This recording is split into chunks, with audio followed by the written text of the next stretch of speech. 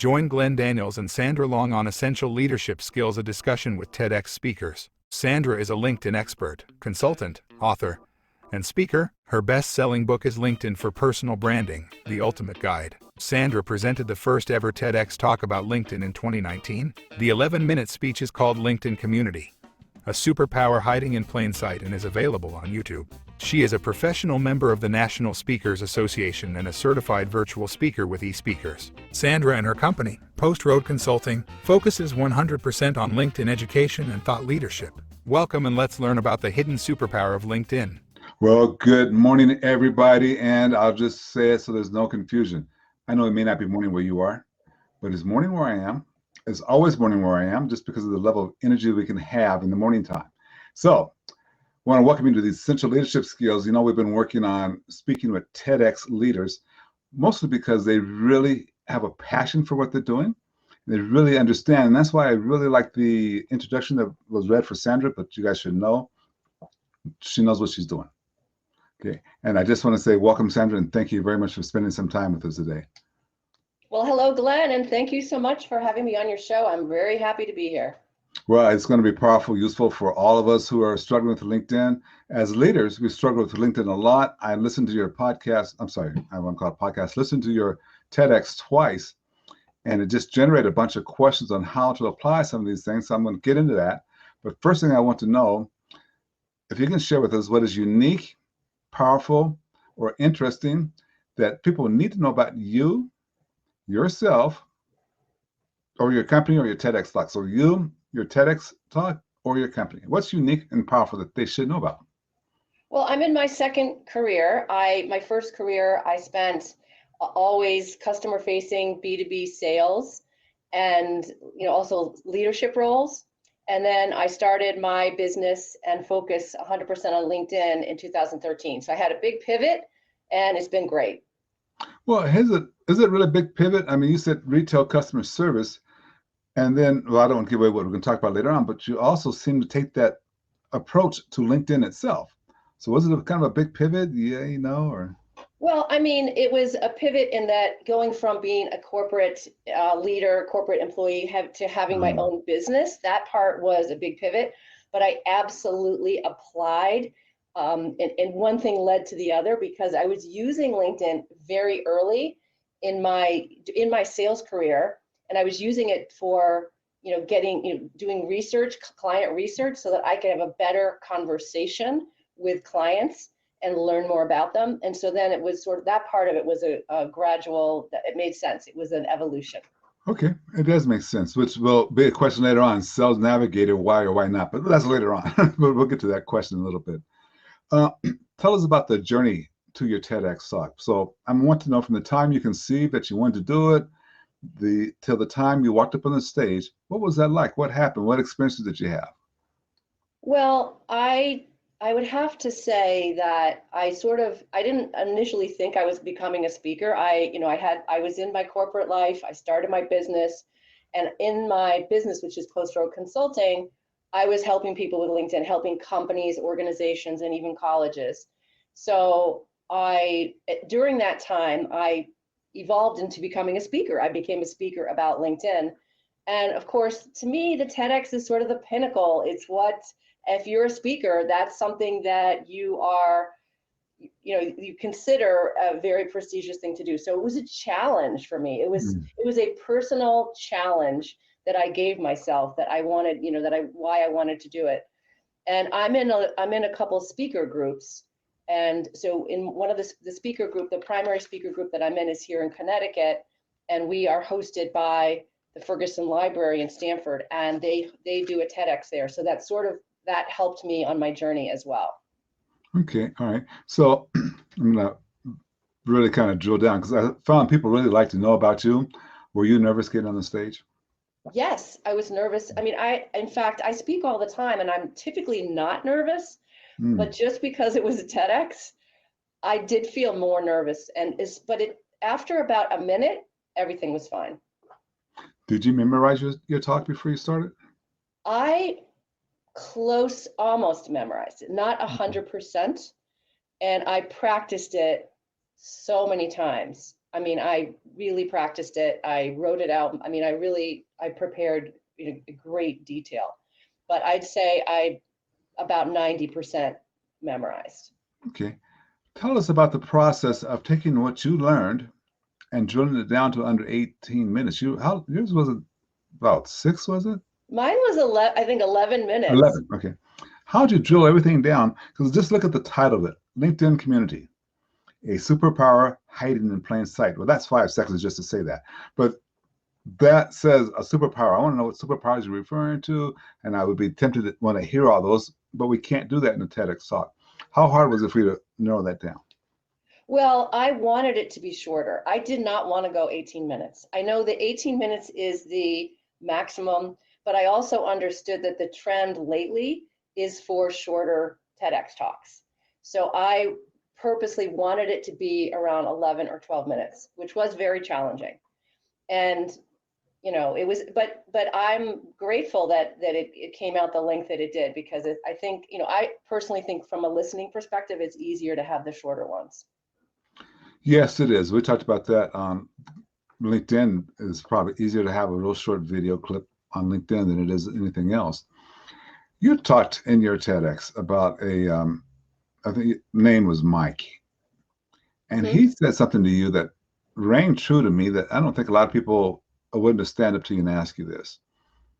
But trust. He didn't trust people. What is the issue behind that?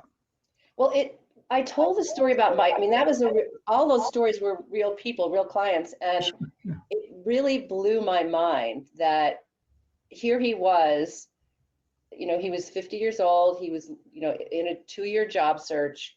He had a great profile. He was even comfortable doing content. But when I said, let's go look at your connections so that you can start having conversations, he said, no way. And I was shocked out of my mind. And when he told me he didn't trust any of those people. So so obviously there's a critical problem, right? And Right. so it to me, it tied in with the whole talk, or the big idea is that it's up to us to create our own LinkedIn community. It's up to us to do that by proactively connecting with people and by keeping our network strategic to us. Because if you're just connecting with people that invite you and you don't know them, you're not setting up your network, you're not creating a community or a network that's going to be powerful or strategic for you, which is what his problem was. Well, but this trust issue, it's kind of two-sided. Mm-hmm. Okay. I don't trust the people I'm connecting with to not spam me, to Yeah. not send me 1,000 sales pitches. I don't trust that. But the other side of the issue is, like you said, you have to create your community. You have to build trust. I want to dive in on that first side. When you have people spamming you, that's because you've just probably accepted a lot of invitations, invites without really looking at it. Yeah, I mean, we all have that happen, and it's so disturbing, and that's the opposite of how I teach LinkedIn. So, if someone does that to you, a lot of people are going to just disconnect or unconnect from that person. So your network is up to you to create.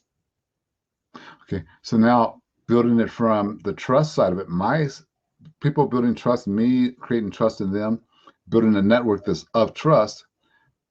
Can you walk us through that? I know it's in your book and there's some other places, but can you walk us through the process of building trust? Maybe just give us highlights. Well, I mean, the trust that you build, it is completely connected to your personal brand. And, I do write about it. My book is LinkedIn for Personal Branding. And trust is, you establish trust by the person you are online and offline. And it works. It's not like it's just online or just offline. It's all of it. And it's not just your profile. I mean, your profile is absolutely a piece of that to develop trust by how you communicate about what you do, but it's also your network, how you communicate, how you do messaging, how you post. It's your whole presence online and offline together that creates trust or breaks down trust. So when someone has the presence to say, okay, I'm putting out content, putting out content, putting out content. I think you talked about Dan was that way, just putting out a lot of content. And that created some level of trust, but then it felt like maybe he wasn't getting the leads for sales that he needed. Did I misinterpret that from Dan? Well, I don't recall a Dan. I did talk about a Doug in my Doug. in I'm my talk, sorry. It and was it wasn't only a his. few minutes ago. I should remember those names. No, Doug, it's yeah. okay. So you're doing amazing that you were remembering the stories even. No, well, Doug was the opposite of Mike. Doug wasn't really posting content, but he had great relationships. So Okay. he had great relationships. So and he connected with those people on LinkedIn. And so when he lost a job, he was able to use LinkedIn to have career conversations. So he was the reason I told that story is really just the opposite of Mike. Yeah. Now, you're bringing up another topic, which has to do with, I believe, content and sales. Is that where you want to go? Yeah, for a moment. Well, I mean, content is something that today's, whether it's a buyer or a hiring manager, every one of us regards content as part of kind of how we evaluate things, right? How we determine our interest. It's not just a website or a LinkedIn profile, but we're all consuming content.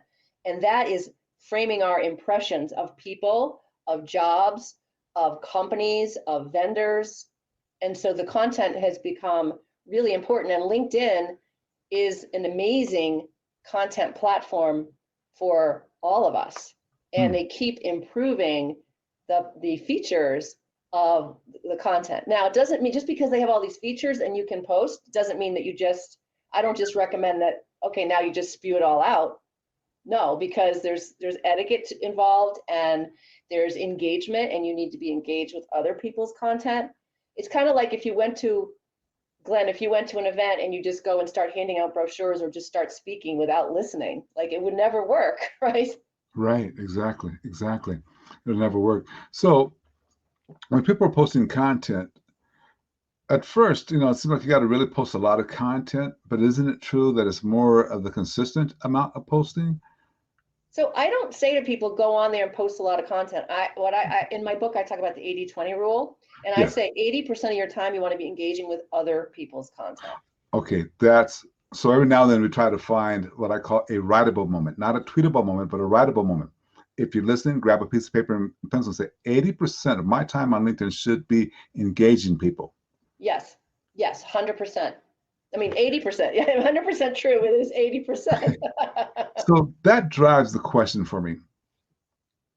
When you're engaging people, if 80% of your work on LinkedIn is engaging people, there's really no way that you can ship that off to other people. I'm a big believer that you do it yourself. I mean, there's definitely people that are, I feel like if you're automating it, people know it. Like I see people that they'll automate their posts and then you put a comment on and they don't answer you. I mean, it falls flat. So if you're hiring someone else to do it. So I think the best content is done by the thought leader.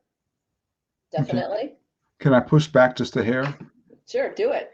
So before this pandemic broke loose, I was speaking 40 weeks a year. I'd be gone 2 to 3 days a week, sometimes longer. And after working a 6 to 8 hour day, try to get some dinner, to go back and to engage one-on-one with people was very tough.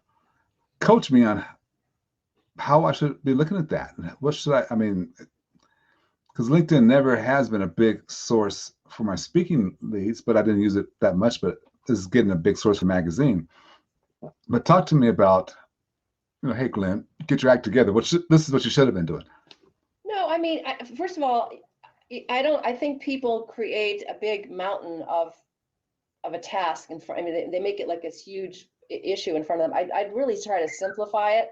Okay. I mean, so, for someone like you who's off on the road all the time, as in the morning logging in for 10 minutes, and I don't go and log in and spend my whole day doing this. I mean, when I log in, I'm actually looking for specific content that I can comment on. I don't just go and spend all my time in the home feed thinking, oh, maybe I'll see something. I'm trying to be much more prescriptive and strategic about it. And so within 10 minutes, I can find topics and content that I want to comment about. And you find then, those in groups, though, right? I'm sorry? You find that in groups? Other Not people's usually. groups? I mean, most of the groups are not where the best action is. I Oh, would say use hashtags, and also, you could use Sales Navigator can help you do this, or use hashtags, or you can now search by posts, which you didn't, we couldn't do years ago. We couldn't do that. So you can do a search by posts. okay. And I save those too. Like I'll save in a bookmark. I'll bookmark posts on different topics. So I don't take a lot of time. So if I search by leadership Yeah, skills, yeah. so hashtag, so in the search bar, hashtag leadership skills, that should bring me back articles on leadership skills. Yes, I mean, well, you click on posts, and you can even put first level connections, because you'll probably get a lot of companies that are putting up Oh, leadership yeah, stuff. yeah, yeah. So if you want it, you can get just whatever's up there. So when you put in leadership, you can get posts, you can get people, you can get companies, you can use the search filters to find all that. Just make it easy for yourself so you're not wasting a lot of time. Well, ladies and gentlemen, again, that's kind of really critical. That's something because I honestly look at a lot of these, and it takes me, well, 2/3 or more, or some kind of somebody trying to sell somebody something, or announcing this, announcing that. You very rarely come across an article that you can read and post back on. And so that what you just shared with us, I think is super powerful. I think that's just really powerful right there. So just hashtag whatever your Yeah, mantra is. it could be right. I mean, if you did that while you're having your coffee in the morning before you kind of get going as you're checking your email, and do it again at lunchtime to see if there's comments. You always want to comment back, and then do it at the end of the day. I mean, you can do it. You could, the whole thing isn't going to be that much because you're already checking your email. You're checking things. Okay. Well, but maybe my last technical question. When someone just likes, they just put a like by your comment, do you respond? To a like, no, I typically don't respond. I mean, when they comment, I always comment back. Always comment back. Okay. All right. Now, here's a question for you that also came from some of your work. And I'm just wondering, why is being proactive? How do you be proactive on LinkedIn? And you said it's essential, but tell us more about why. Well, okay, in the TEDx talk, I was talking about being proactive about who's in your network. Okay. So again, getting back to Mike, who had no one in his network that he trusted because he had never initiated the invitations. He had always been someone who either, decided yes, no, yes, no. He had never initiated. So I think, and so for some people who say, oh, I never invite people, well, their network is not going to be that good. So Sure. Yeah. you want to be proactively, I think, again, if you're spending a few minutes every day, think about, who did I talk to today? Like that should be part of everyone's routine too. Who did I meet with? Who did I talk to? Well, let's invite them to connect. Who am I Okay. doing business with this week? Who am I speaking with on a panel? Who am I engaging with on Facebook? Or like all the different people that we come in contact with during the week that we're working with should be people that we would send a personalized note and connect with. Okay. Okay. So if you have a large network, then well, already, and no, some people have 35, 40,000 people, but maybe a lot of them are not so great, but that's a pretty large network. How do you suggest they proactively approach them? Is that writing good articles? When you say proactively, is that what that kind of means? Well, I mean, the word Okay. proactive can be applied in a lot of ways. It can Okay, be, to LinkedIn. Okay. okay, so, right. So first of all, proactively inviting people to connect. That's Okay. number one. Yeah, okay. The second thing is being proactive in terms of how you engage. So not just, there are people that come onto LinkedIn and they Hmm. just sit back and say, well, my profile's good. How come I don't get any action? Well, you've got to be proactive in terms of engaging, commenting, finding content, searching for people, connecting. It's a whole thing that you're doing. And then the third thing is you can be proactive in your messaging. If you just say, oh, I get these terrible messages. Well, okay, you get terrible messages. What kind of messages do you send out? Do you send out really good quality messages? Because if you're proactively sending out good quality messages, you'll get good quality messages back. So being What proactive is across the board. what makes up a good quality message? What? Well, a good quality message. First of all, I mean, I do a whole class on messaging because there's a lot of confusion. There's a lot of really bad messages, Glenn, and you've mentioned this. There's a lot of really bad messages. So first of all, I typically am not sending messages out to strangers. I'm sending out messages to people that I know, and it's personalized and it's meaningful and it's valuable and it's about them. I'm not going to send a message and say, here's my stuff and here's my class and here's my book to some, I just would never do that. But I would send a message. Maybe I learned something that was interesting for someone, or I saw something, I read something about their company. I could send a message. I heard this about your company, and congratulating people, whatever. It's very personal, and it's very focused on them, because people care about themselves. They don't care about they don't want to hear your message about yourself. Okay.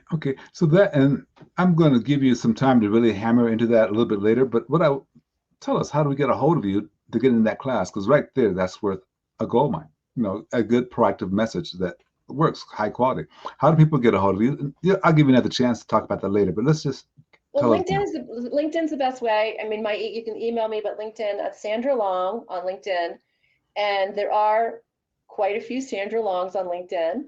So if you have trouble finding me, you can put in the word LinkedIn or New York. I'm in the New York area. That might help you find me. And so LinkedIn is the best. And my company is Post Road Consulting. Okay. So Sandra at postroadconsulting.com is my email. Or look in the show notes. We can do that too. Look in the show notes. I mean, you're going to make it easy for people, right? Yeah, that'd be easy. My book, if you can find me on Amazon, the LinkedIn for Personal Branding on Amazon, that's another place you can find me. I kind of am curious, your book, LinkedIn for, way out of order how I want things to go, but you mentioned it. LinkedIn for Personal Branding, the Ultimate Guide. Did you write that book before you did your TEDx, or did you write it after? So both. Originally I wrote it in 2016. Then I did the TEDx in 2019, and then I completely updated my book in the beginning of 2021. Okay. So it's all fresh, updated. Okay, and of course that's available on Amazon for people to get to. Yes. And ladies and gentlemen, don't worry, I'll give her a chance to give you all that information and what each of them do for you, so you'll know. But this is a question to me that just kind of stays out there. How do you motivate on LinkedIn? I mean, first thing, what do you mean by motivate on LinkedIn, and then how do you do it? Well, one of the things as part of my teaching is I say to my clients, and whether it's an audience that I'm speaking to or companies that I work with, is you want your presence on LinkedIn to be motivational. You want people to read your profile or your content and to have them be inspired so that they want to know you. So it's all about, it gets back to your personal brand and your presence. If you're someone who is just spewing about yourself all the time, you're not motivating anybody. I very confused and started to clean it up a little bit. Your personal brand and your presence. Walk me through that. Well, your personal brand, I mean, it can be kind of interchangeable. When we say the word presence, it's very all-encompassing, very much like personal brand is. So I guess I'm using it interchangeably. Okay, so I've always, just to be walking back for me, personal brand and brand presence. So we're saying, I kind of thought you're saying brand presence means what do I do to help my company? Personal brand says who I am. Yeah, so that's interesting that you're bringing that up, because a lot of times I work with companies, and the employees, they need to come across with their personal brand as well as the company brand. It's intertwined. So if you work for, whoever your employer is, with the difference, LinkedIn is different from Instagram. Instagram, I'm Sandra Long and that's it, right? On LinkedIn, I'm Sandra Long, but I work at Post Road Consulting. And so LinkedIn, your presence or your brand, you want to incorporate that. One of the things that how we help with companies is helping them to help their employees bring out their personal brand, but also incorporate those elements of the company brand, those key messages, key images, things like that. So I have been afraid of that, just because some of the things I see, I don't think belong on LinkedIn. I think they belong on Facebook. And you hate to see some of the troubling, heartbreaking things you see that people put up of kids and death and how they just lost somebody. I'm not sure that personal branding belongs on LinkedIn, but you're saying it kind of does. I believe it does. And I think for each of us, we decide our line of demarcation, right? So you're bringing up that, and I talk about that in my book because that was the big change from 2016. I never even brought this topic up, but in 2021 I did. And that is that LinkedIn has become so personal. You see people posting on things that you would never have imagined that they're posting on, right? And in the beginning, a lot of people were quite horrified and they said that belongs on Facebook. But I think it's very much, at first I had that feeling too, but I've made the personal decision that I'm not the police and that people have to decide for themselves where they draw the line. I know where I draw the line. I don't put anything about my family. I don't put anything about my health. I don't put anything about politics. I mean, I have a lot of things that I don't talk about. Other people get on there and it all comes out. So I think for each of us, we have to decide where we draw our personal line when it comes to LinkedIn. Okay. All right. So I like that because what you're saying is, what are you comfortable doing? Glenn, what are you comfortable doing? Don't go past that. Yeah. And then don't worry about somebody else who's going past that. Yeah. Don't worry about them. Yeah. Okay. I meant to do this earlier and I kind of get things out of order. I get excited by something you say and I go to that question. But tell me about your title, A Superpower Hiding in Plain Sight. I'm more those last 4 words, hiding in plain sight. Tell us about that. So, of course, it's something you think about. What do you call your TEDx talk? So LinkedIn community was a very clear, that's the main title. And then the subtitle is A Superpower Hiding in Plain Sight. Because I think that the idea of LinkedIn community is not something, when I did this in 2019, I think a lot of people didn't realize, or I was trying to expose the fact that you create your own community. It's your opportunity, and that it is a community.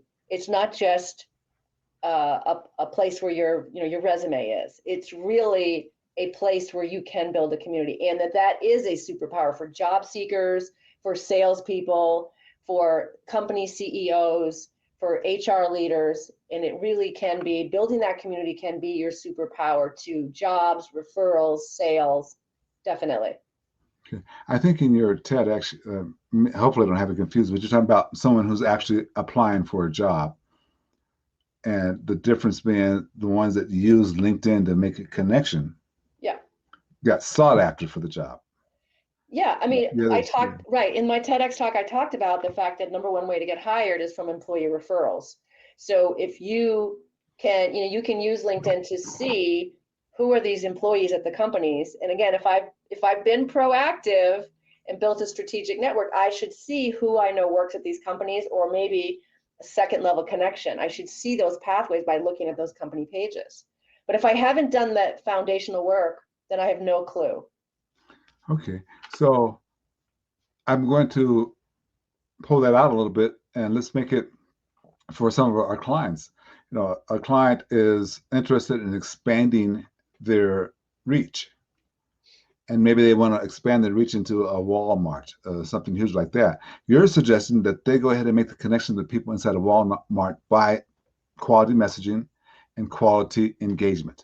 Yes, I'm saying if you want, if that's your company that you've targeted, or whether it's, Bank of America or Marriott, whatever company you want to work for, or you want to sell to, you want to see who works there. Absolutely.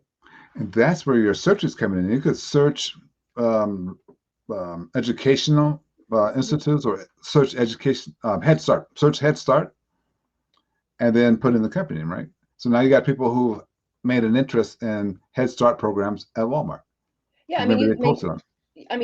you can use, the search is pretty powerful, and you can use it, the free search, or you can use Sales Navigator search, or the career search. I mean, you can use the search and use the different filters to fine tune who you're looking for. But I guess the point of it is, if you're trying to get hired or to make a sale or to advance, you want to see who works at these companies because and how you can build relationships with them. Like that is your number one way to get being referred is also from a sales perspective the best way to get into any company. Okay. Okay. I like that a lot. I like that. And that makes great sense because referrals cost very, very little compared to spending a lot of money on marketing. And if you Yeah. can sit down and do, like you said, 10 minutes in the morning, 10 minutes at lunch, and maybe 10 minutes in the evening. And the biggest problem was searching and looking for something worthwhile to respond to. That was my biggest issue. Mm-hmm. But I just want to clarify, you're just kind of saying groups are really not the way to go? Well, it To meet the depends. I group? mean, I get there's some good groups. Okay. I find, I mean, they're trying to make some changes to groups. They're just about to do a new beta test on groups. So there's going to be some changes to groups. But the last few years, groups used to be fantastic on LinkedIn. Mm-hmm. Years ago, there was a lot of engagement. And what we've seen over the last 4 or 5 years is that people are just posting links and you're not getting the engagement. Generally speaking, not every, there are a few good groups, but generally speaking, there's very low engagement. Okay. However, they're coming out with this new beta. They're testing some new functionality in the groups. So hopefully we'll see that change. So I I'd be think for interested in that. most of us, if you've built that community proactively, which is the whole point of my TEDx, if you've done that, you should be able to just mine all of that, whether it's the content or the people and the searching, to get those opportunities right out of your own network. Yeah. Okay. Brilliant. Brilliant. Brilliant. Brilliant. Um, Another question for you. LinkedIn versus Sales Navigator. Which one do you prefer and why? Well, Go ahead. I mean, so they're both great. I mean, LinkedIn, so Sales Navigator is not for everybody, and Okay. there's different premium products. There's, if you're a recruiter, there's LinkedIn Recruiter. If you're a job seeker, there's LinkedIn Career. There's LinkedIn Business. There's LinkedIn Sales Navigator. There's different premium products, and people often ask me, do I need premium? Well, it depends. It depends on how you're going to use it. So I think they're all fantastic premium products. They're all fantastic. The question is, are you going to use it, and do you know why you're getting it? Sometimes I'll see people that upgrade it, have no idea why they're getting it, no idea why, the difference. And sometimes they're upgrading it for features that are for free. They think that I need to upgrade to get this feature when actually they just didn't know how to use the free. So there's a lot of confusion about it, but they're great products. I mean, the LinkedIn Sales Navigator is great for someone who is a salesperson, and that's what they do. But it's important that they've built their foundation, that they've got their brand, they've got an amazing profile that's personal and company branded, and they've proactively built out their network and built their community. Like, you need to do that stuff first, because if you just get on LinkedIn like a brand new user and just sign up for LinkedIn Sales Navigator, it's just not gonna be good. You need to do the basic things, Yeah. and then upgrade. Because most of the work comes in finding first connections. Yeah, exactly. So That's where most of the power is your first level connection. Definitely. Okay. All right. So tell me this, and I don't know, but I just find this to be kind of unique. How did this TEDx change your life and or your business? Well, it did change things because it gives me a lot of new credibility with speakers and with people that are going to hire me for speaking, because people recognize TEDx as something prestigious and that you're chosen to do, and they can go and look at it. So they get an idea of kind of how I think about things. So it's really helped me in all of those ways. I'm very grateful that I did. It was very hard. I have to say, it was it was a big challenge, but I'm really grateful that I did it. Tell me, and this is not, I don't want to go in real heavy detail, but what advice would you give someone who's looking to become a TEDx speaker? Do you have any advice you'd share with them?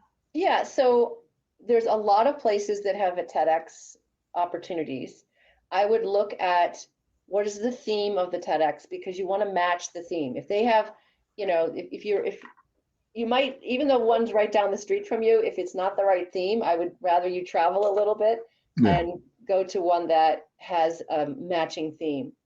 And really read every one of them, their applications are completely different. Some of them you have to try out, some of them you have to send videos, some of them you have to write a whole thing. So just, you're going to have to spend the appropriate time, number one, picking the right places to apply to, and then really carefully making those applications. So, and then the practice is huge. I mean, you don't want to apply, you want to make sure you can put aside a decent amount of time for the practice. Well, and my coach told me when I was first getting into weight, he said, for every minute that you're speaking, you need 8 hours of practice. Probably. And so that was a little excessive, I thought. But then I started realizing, okay, the better I got, the more I did it. Didn't need 8 hours, but I still needed to practice every new speech I give. And I think a lot of TEDx people miss that. It's so much practice. And because you want to feel really good about it. So I am very grateful for my husband, Tom, who listened to me over and over and over, and my friend, Mary, who also did a TEDx on the same day, which was fantastic because we practiced in front of each other. We even got to go on the stage ahead of time to practice on that stage a couple days before, which was great. Yep, and you got to be nervous buddies together, right? So, yeah. That's good. So now let's put that back into the LinkedIn. If I wanted to use LinkedIn to find TEDx talks, is that possible? Can you walk some people through that? Now, by the way, ladies and gentlemen, we're going to talk about this, but the book, the TEDx talk is useful, but the book, you got to get the book, but we'll get to that. But so back to the subject. So I want to find a TEDx talk. Coach us through maybe the process you can use on LinkedIn. Well, you wouldn't, I mean, if you want to find a TEDx talk, you probably want to go to YouTube. But if you want to find a TEDx speaker, you go to LinkedIn. And so you would put TEDx in the search, do a search by people. I mean, so most people who are TEDx speakers have that in their profile very prominently. So it's very easy to put it in the search and you'll see a whole list of TEDx speakers. Yeah. Okay, cool. And then you can reach out to them and say, how'd you do it, and so forth and so on. Yeah. Or can you be a guest on my podcast? You can do that too as well. Yeah. So, okay. So here's the question I think a lot of people have in mind, and I have it as well. How are you helping people now? How are you making a difference right now?